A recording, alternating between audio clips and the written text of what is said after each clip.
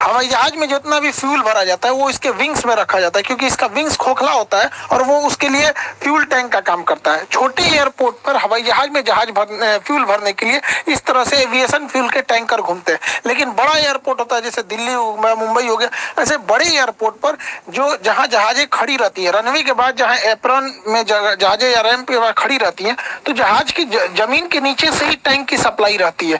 यहाँ से पाइप जोड़ दिया जाता है। ये बस जो है इसके अंदर कोई भी फ्यूल नहीं है।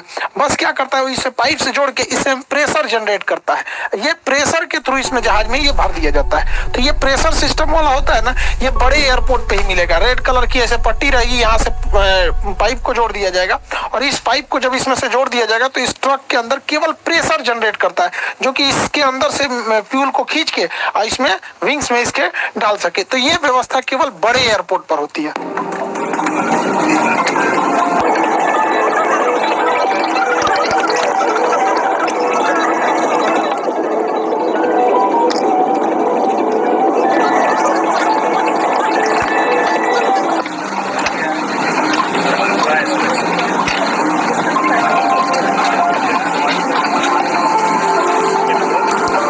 जहाज में जो फ्यूल डाला जाता है वो इसके विंग्स में होता है, आउटर, इनर, सेंटर, फिर इनर और आउटर विंग्स में ही भरा जाता है।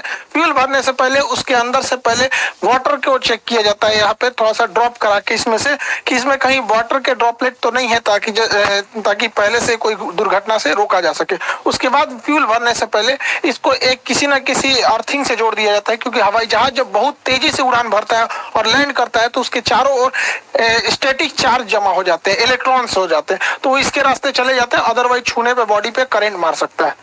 हवाई जहाज में जब फ्यूल भरा जाता है तो इसमें मेन फ्यूल टैंक यहाँ हो जाते हैं। इसके अलावे एक सर्ज टैंक होता है कि जब कभी टेम्परेचर बढ़ने से फ्यूल फैलता है तो उसको जगह देता है। इसके अलावा एक वेंट टैंक होता है। वेंट टैंक में क्या होता है, एक्स्ट्रा फ्यूल होने से वहां से वो ड्रेन होके गिर जाता है और इसको जहाज के नेविगेशन डिस्प्ले के बगल में जो ये इंजन स्टेटस होता है उसके साइड के कॉर्नर पर फ्यूल दिखाता है। यहाँ पे दिखा रहा है 1452 लीटर फ्यूल है और इस फ्यूल का टेम्परेचर 15 डिग्री सेल्सियस है। तो यही कोना पे दिखाता है, उसको हम यहाँ जूम करके दिखा दे रहे हैं। जहाज केवल रनवे से ऐसा नहीं है कि टेक ऑफ और लैंडिंग के बीच के ही प्रोसेस को कहते हैं, उसमें कई सारे प्रोसेस होते हैं, अलग अलग फ्यूल लगते हैं सब। जैसे कोई जहाज यहाँ खड़ा है तो जहाज जब यहाँ खड़ा है तो इसको अगर टेक ऑफ करना है तो इसको एक मशीन लगेगी पुश बैक, जो इसे पीछे ढकेल देगी यहाँ पे, क्योंकि जहाज अपने इंजन से पीछे जा सकता है लेकिन जाता नहीं है क्योंकि उसे इंजन पे गलत इफेक्ट पड़ता है। उसके बाद ये टैक्सी वे पे जाएगा, पीला पट्टी टैक्सी वे की होती है। फिर टैक्सी वे से होते हुए अब ये रनवे पर जाएगा।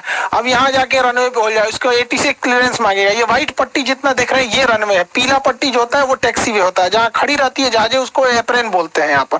आज मेंटेनेंस में जाती है तब वो हैंगर में जाती है, अदरवाइज में एप्रेन या फिर रैंप पे होती है यहाँ पे। अब यहाँ से वो टेक ऑफ कर जाएगा। तो इस दौरान जो ये पुशबैक हुआ था और ये गया था तो इसे हम कहते हैं टैक्सी। तो जहाज जब रनवे पर रहती है मतलब, तो जैसे देखिए ये एप्रेन से खड़ी होकर निकलेंगे सब और ये सब लाइन अप होके आ रहे हैं सब, किसके लिए, इस रनवे के लिए। तो इस दौरान के पूरे सफर को हम टैक्सी कहते हैं। तो इसके लिए जो फ्यूल रखा जाता है उसे हम टैक्सी फ्यूल कहते हैं, क्योंकि इसमें थोड़ा फ्यूल जलता है, ज्यादा नहीं जलता है यहाँ पर। टैक्सी फ्यूल के बाद जब जहाज रनवे पे से टेक ऑफ कर जाता है, रनवे से टेक ऑफ करता है, तो टेक ऑफ के बाद जब तक लैंड नहीं करता है, इस बीच जहाज का जो सबसे लंबा दूरी होता है इसी को कहते हैं मेन फ्यूल या ट्रिप फ्यूल।